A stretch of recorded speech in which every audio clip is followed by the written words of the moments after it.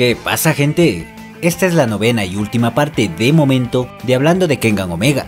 Hoy estamos a inicios de marzo del 2022 y como sabrán los que están al día con el manga, en este video nos actualizamos con la historia. Así que tendré que esperar un buen tiempo hasta subir otro video abarcando los nuevos arcos que saldrán. Sí, porque no soy tan rata como para subir un video por capítulo del manga. Viendo cómo va la historia es muy probable que haya video de Kengan Omega cada 2 o 3 meses, pero entre medias tendrán más contenido sobre otros mangas y animes. Bueno, ya hablaré más al final. De momento, como siempre, te recomiendo que te leas del manga por ti mismo y espero que este video te motive a ello, ya que este es un resumen y por lo tanto no podré hablar de todo detalle. Sin más, empecemos. Terashi, como había planeado, tras su pelea llegó donde Nicholas de Vanir, quien estaba conectado a un respirador artificial. Este, al ver a Terashi, le presentó a Nicholas. Entonces Nicholas saludó a Jean-Luc y empezaron a hablar entre ellos. Terashi, al verlo así, dijo que se equivocó de persona ya que su objetivo era Nicholas. Luego se despidió de Jean-Luc, quien confuso se preguntaba si él era Jean-Luc o Nicholas. Al final Nicholas le dijo que estaba cansado, así que se fue a dormir.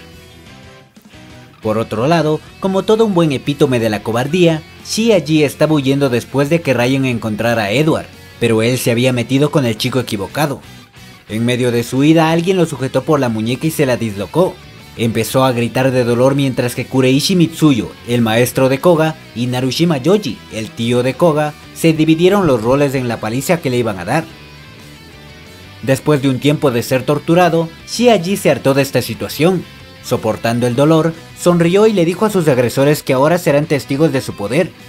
Él tenía a sus hombres de confianza cerca de ahí e iba a llamarlos, pero toda esa confianza se esfumó cuando escuchó lo que Kureishi y Yoji le dijeron. El líder del clan Wu ya había previsto los movimientos de Shia-Ji, así que les pidió a Yoji y Kureishi que se encargaran de él. En cuanto a los hombres de Shia-Ji, de ellos se encargarían la nube flotante Hatsumi-sen y el dios del rayo Mikazuchi-Rei.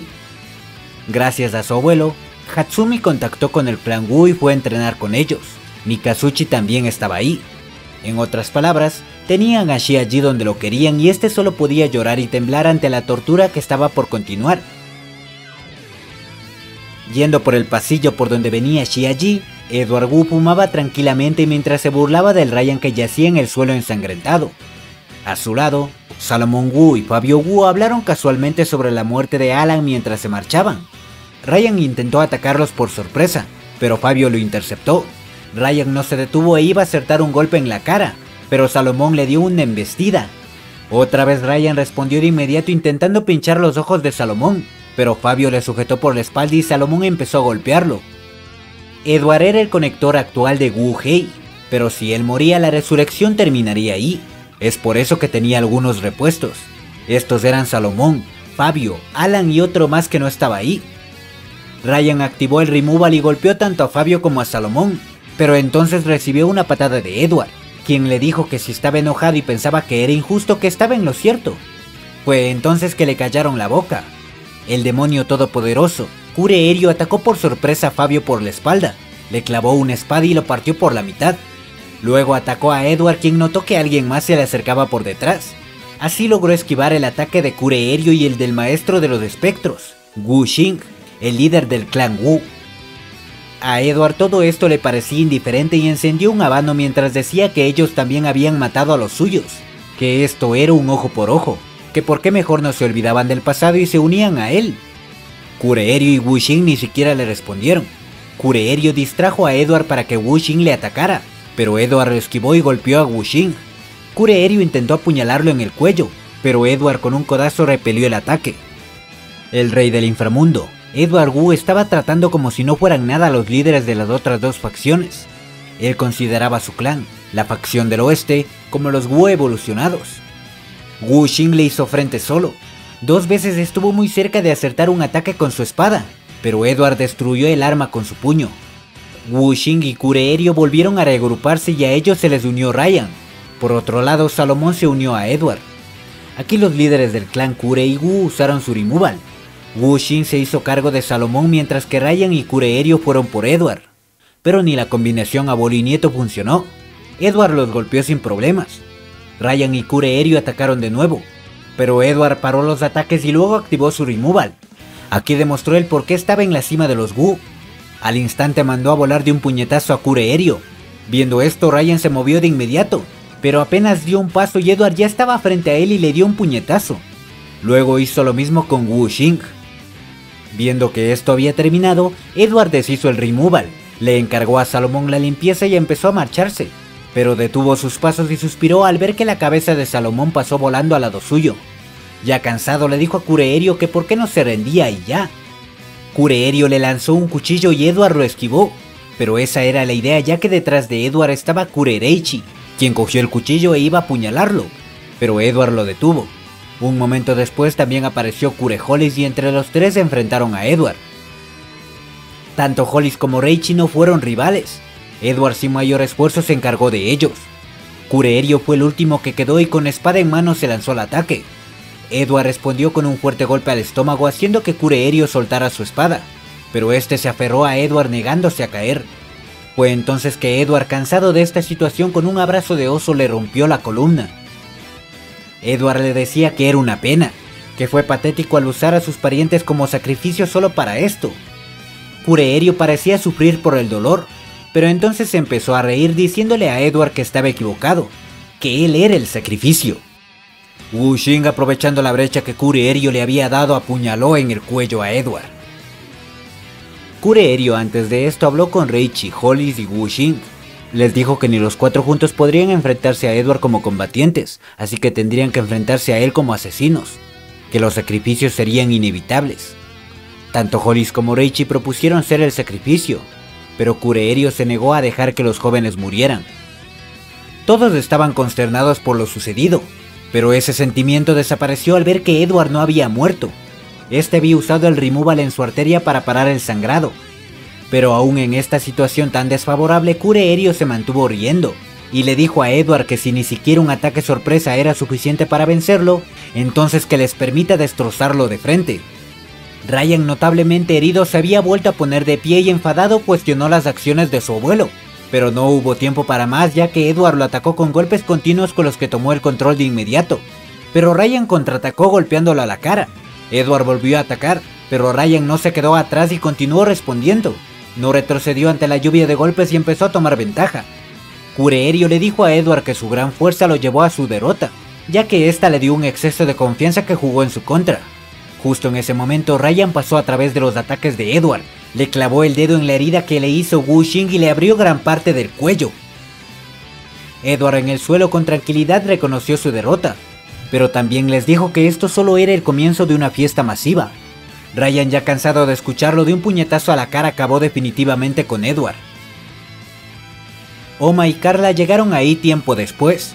Oma no sabía nada de esto y les preguntó a los demás que por qué no detuvieron esta idea, pero Carla lo detuvo y le dijo que las órdenes del abuelo eran absolutas. Kureherio habló con Oma. Le dijo que posiblemente se esté enfrentando a un enemigo que estaba muy por encima de él, así que le deseaba lo mejor. Con esas palabras, el patriarca del clan Kure, Kureherio, quien fue conocido como el demonio todopoderoso, se despidió de este mundo. La noticia no tardó en esparcirse y llegó a Katahara Metsudo. Según se da a conocer tanto en Kengan Ashura como en Omega, Katahara Metsudo y Kureherio fueron amigos desde su juventud. Su mejor amigo había muerto. Sabiendo eso, era comprensible la tristeza de Katahara. Al final todo esto significaba problemas, ya que con la muerte de Edward la facción del oeste no se quedaría cruzada de brazos.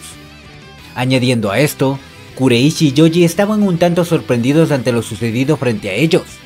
Habían dañado cada parte del cuerpo de Shiaji, pero este aún así había encontrado la forma de escaparse sin que lo notaran. Por otro lado, en contraste con la tristeza de Katahara Metsudo, Hayami Katsumasa estaba celebrando la muerte de Kureherio. Este fue el que le provocó esa horrible cicatriz en la cara cuando le lanzó agua hirviendo. Ese fue el castigo que Katahara Metsudo le dio durante su primer motín hace varios años cuando aún era joven. Feliz le dijo a su guardaespaldas que reuniera a los demás ya que ahora la organización Kengan sería suya. Pero entonces Hayami Masaki lo interrumpió. Le dijo que era un gusano y que era hora de ponerle fin a esto, que la organización Kengan estaría mejor sin él. Hayami no esperaba esto, pero tampoco perdió la calma y le pidió a su guardaespaldas que corrigiera a Masaki. Su guardaespaldas era fuerte, pero al final terminó con el cuello roto. Hayami, frustrado, tomó la decisión de deshacerse de Masaki.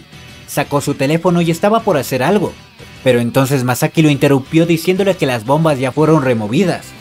Hayami se quedó atónito ante esas palabras y esto fue suficiente para que Masaki lo agarrara de la cara y le quitara el celular. Le dijo a Hayami que su hermana le había informado de eso. Le preguntó que cómo pudo poner bombas en el cerebro y corazón de su propio hijo. Todo esto mientras mantenía su sonrisa. Hayami creía que él causó la locura de Meguro al alterar su cerebro, pero Masaki aquí le dejó claro que Hayami no los hizo así. Ellos ya eran así. Justo después de eso le rompió la columna. Kurayoshi Ryo estaba fuera de la habitación y escuchó todo eso. Luego se fue al percatarse de que su padre, Hayami Katsumasa, había sido asesinado. Con todos estos acontecimientos es que el mundo empezó a cambiar. 3 meses habían pasado desde la competencia. Koga fue a ver a Masaki para reconfortarlo debido a la muerte de Hayami. Tal parece que nadie se dio cuenta de que Masaki fue quien lo asesinó, y dieron por hecho de que Worm fue el causante de esto. Después de eso se reunió con Oma. Ellos no se habían visto desde el funeral de Kureiryu y además Oma no había vuelto a participar en un combate. Decía que lo haría si le apetece. Aquí Koga le pidió a Oma que peleara con él. Por otro lado, esa misma noche Ryuki se encontró con Kiryu, y juntos se dirigieron a cierto lugar. Después de la muerte de Edward, la facción del oeste iba a ser liderada por su hermano, Howard Wu, el último conector de Wu-Hei, pero alguien se interpuso en su camino. Era el hijo de Edward, el demonio de la muerte, Gilbert Wu. Ambos tenían de su lado a 5 hombres y como no iban a llegar a nada hablando empezaron a pelear. Ni bien empezaron, Howard con una espada cortó a uno de los hombres de Gilbert por la mitad. Luego Gilbert encaró a Howard. Uno de sus hombres intentó sorprender a este por la espalda, pero Howard esquivó el ataque y luego cortó la cabeza del hombre de Gilbert. Howard le decía a Gilbert que no tenía oportunidad contra él, que cuando despierte estará en el infierno, así que quería que le entregue sus saludos a Edward. Después de un tiempo la pelea terminó y el único sobreviviente de los subordinados fue Willen, uno de los hombres de Gilbert. Gilbert ya se esperaba esto, y mientras se arreglaba el cabello le decía al cadáver de Howard que Wu-Hei era cosa del pasado, que él era el único líder que necesitaban. Gilbert Wu en realidad era el clon y el primer conector de los recuerdos y experiencias de Edward Wu. Al final veríamos a un tipo en medio de una zona montañosa decirle a otro que Gilbert quería verlo. A este lo llamó el conector. Eso es todo lo que se vio. Ya de aquí la historia seguiría 2 años después de la competencia, en donde un nuevo arco daba inicio. Y eso sería todo, gente. ¿Qué tal les pareció? Muy bueno Edward, muy buen personaje, o sea, obviamente si existiera en la vida real, ni que se me acerque. Pero como personaje genial. Y entre comillas le han hecho revivir. Sus recuerdos y experiencias están con Gilbert. Quizás ahí hay una revancha entre Ryan y Gilbert ahora. Bueno, también me quedé la duda del conector. ¿Quién es? O sea, conector de quién, mejor dicho, ¿no? Porque a ver, conector de Edward no puede ser. Toki Taniko tampoco, o sea, ese es Oma. La muerte de Kureiryu, a mi parecer, a ver, no era como que lo estuviera esperando ni nada, pero era necesaria, digamos, porque no todo puede ir bien del bando de los buenos. Tiene que haber algo de tristeza. Estamos hablando de un universo en donde pues están poniendo en riesgo sus vidas, se están enfrentando a personas peligrosas. No puede simplemente no haber muertos. De parte de los buenos, digo, ¿no? Porque de parte de The Worm ha habido ya varios. Y bueno, para los que tenían dudas, al parecer el protagonista de Omega va a ser Koga directamente. Porque ya ven, Oma al parecer se ha retirado un poco y va a ser un personaje va a seguir siendo de los principales, pero en cuanto a la trama de la historia, el man no va a estar en el plano estelar. Cosa que es bueno, la verdad. Koga me parece un personaje que está todavía en desarrollo, tienen todavía bastante historia que darle. Esto es simplemente lo que vi en la imagen de cuando Ryuki y Kiryu se encuentran. Yo creo que ellos se dirigen a la zona de esta de donde viene Oma, Ryuki, esta donde no existen leyes prácticamente. Yo creo que Ryuki y Koga van a intentar hacer lo que Gao Mukako no pudo, posiblemente. Eso según la imagen que se da a ver. Pueda que no haya sido eso y sea otra cosa. Y bueno, como dije también al inicio del video, desde ahora estaré subiendo pues un video cada 2 o 3 meses, que ahí es más o menos yo creo que cuando abarcará un tramo de la historia, Tomen por ejemplo este video, el manga se publica un capítulo por semana, es decir que más o menos son 4 por mes. Por eso digo que tomando en referencia esto, cada vez más o menos publicaré un video cada 2 o 3 meses. Pero ya saben, en el canal hay más contenido, así que vayan a verlo. Y conmigo sería todo, gente, ya saben, dale a like, comparte, suscríbete, activa la campanita para que te lleguen las notificaciones. Si quieres apoyar al canal ya están activadas las membresías. Conmigo será hasta la próxima. Venga, los vemos, hasta luego.